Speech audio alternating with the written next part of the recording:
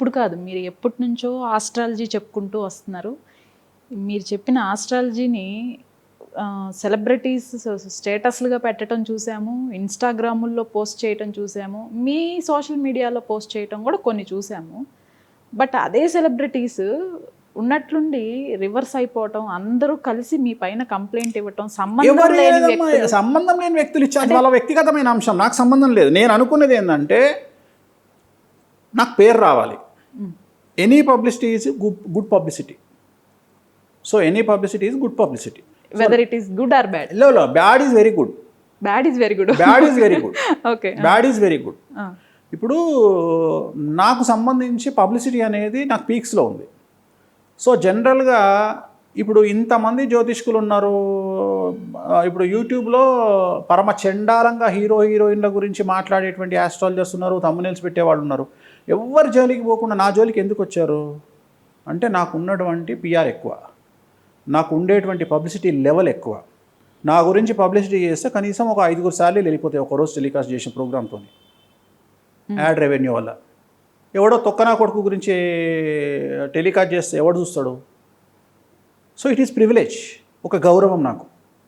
నా వల్ల ఒక 5 జీతాలు ఒక్కరోజు టెలికాస్ట్ వల్ల అట్లీస్ట్ పెద్ద లెవెల్ క్యాండిడేట్లు ఒక 5 జీతాలు దక్కుతున్నాయి అంటే అదొక పెద్ద గర్వం నాకు. సో నేను దాన్ని తప్పెట్టా తీసుకుంటా? నేను ఎప్పుడు తప్పు తీసుకుంటా?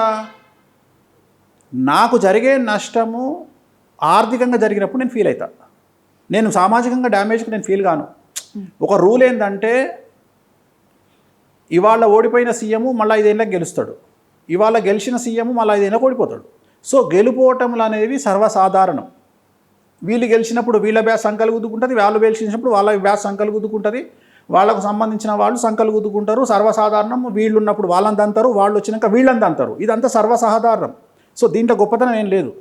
సో నేను నమ్మే సిద్ధాంతం ఒకటే ఏంటి అంటే మనము ఆర్థికంగా ఒకే మార్గము నుండి కనుక ఆర్థిక వెసులుబాటు మనకుంటే మన జీవితం సర్వనాశనం అవుతుంది. సో ఒక చిట్టెలకలాగానో ఒక పాములాగానో, ఒక చిట్టెలక కానీ ఒక పాము కానీ అది ఉన్నటువంటి సొరంగములో, అది ఉన్నటువంటి ఒక బొక్కలో అంటే భూమిలో అది 5 నుండి 7 రంధ్రాలు చేసుకొని ఉంటుంది. ఏదో ఒక రంధ్రం నుండి బయటికి పోదాం శత్రువు దాడి చేసినప్పుడు అని.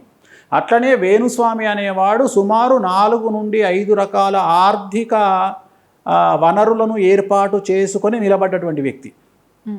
అంటే ఒకటి బ్లాక్ అయితే ఇంకోటి, ఇంకోటి బ్లాక్ అయితే ఇంకోటి, ఇంకోటి బ్లాక్ అయితే ఇంకోటి, పరిపుష్టంగా నేను చచ్చిపోయే వరకు హ్యాపీగా బ్రతకడానికి వ్యాపార మార్గాలను ఎన్నుకున్నటువంటి మనిషి నేను. సో నన్ను ఎవరు ఏం చేసినా ఆర్థికంగా నన్ను కొట్టలేరు.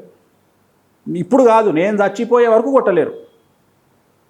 నేను చచ్చిపోయే వరకు కొట్టలేరు. ఓన్లీ నేను చస్తేనే నేను అనుభవించాను అంతే తప్ప అప్పటి వరకు నేను ఆర్థికంగా ఉండడానికి నిలబడడానికి నాకున్నటువంటి వ్యాపార మార్గాలు, ఆర్థిక వనరులను నేను ఏర్పాటు చేసుకున్నా.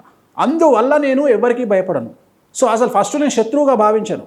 నేను ప్రతిదీ పాజిటివ్గా తీసుకుంటా. కారణం ఏంటి అంటే ఒక వ్యక్తి నన్ను విమర్శించిండు అంటే ఖచ్చితంగా నా రెగ్యులర్ క్లయింట్లు కాకుండా కొత్త వాళ్ళు అట్లీస్ట్ ఒక 1000 మంది అన్న దాన్ని చూస్తారు.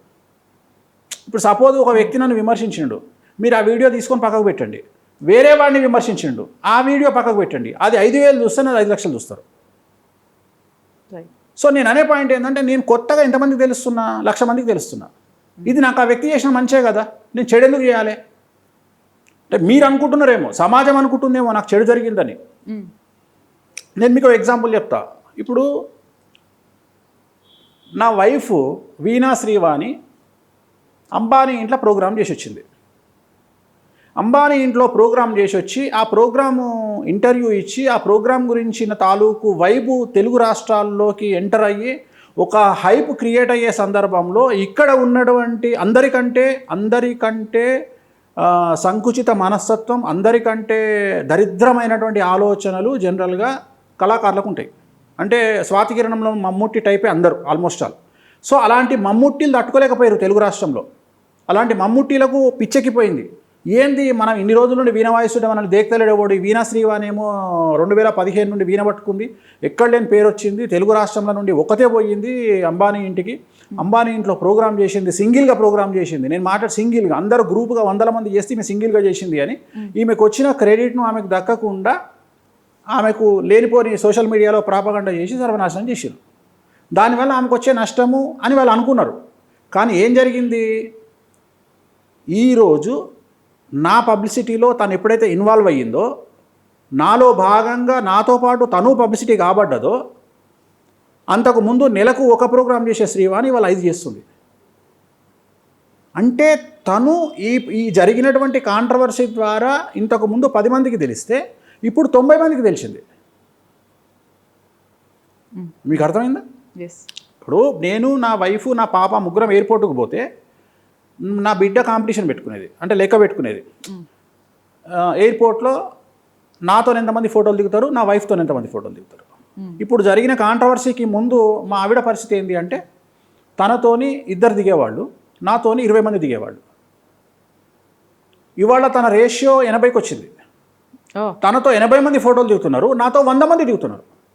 అంటే నా రేషియో 100 పెరిగింది, తన రేషియో 200 పెరిగింది. సో ఒక అంబానీ ఫ్యామిలీ 5,000 కోట్లు ఖర్చు పెట్టి పెళ్ళి ఎందుకు చేశారమ్మా? పబ్లిసిటీ కోసమే కదా. Right right. 500 కోట్ల పబ్లిసిటీ పుక్కడికి వచ్చింది వేణుస్వామికి, వేణుస్వామి పెళ్ళానికి. సంతోషపడకుండా ఏడుమని చెప్తారేంది? అవునా కాదా?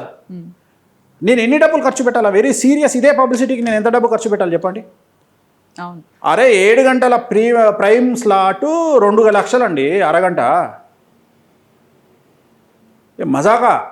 మామూలు భక్తి ఛానల్కే 10,000 20,000 ఉంటుంది స్లాటు. అట్లాంటిది ప్రైమ్ టైం ఛానల్లో అరగంట స్లాటు ₹1,00,000 ఉంటుంది ఈజీగా. అట్లనే ఇన్ని మాధ్యమాలలో, ఇంత సోషల్ మీడియాలో నా గురించి పబ్లిసిటీ వచ్చింది అంటే నేను ఎంతమందికి తెలిసిన ఇవాళ? అంటే ఒక వేణుస్వామి, ఒక ఆస్ట్రాలజర్ అని కాకుండా ఒక కాంట్రవర్సీ పర్సన్గా కూడా తెలిసిండు. అంటే ఫస్ట్ కాంట్రవర్సీ పర్సన్గా తెలిసిన నేను అనే పాయింట్ ఏంటంటే, వేణుస్వామి లంగా, దొంగ, లఫంగా, లుచ్చా పక్కకు పెడదాం. బట్ వేణుస్వామి అనగానే గుర్తొచ్చే ప్రొఫెషన్ ఏందమ్మా? ఆస్ట్రాలజీ. అయిపోయింది. That is my success.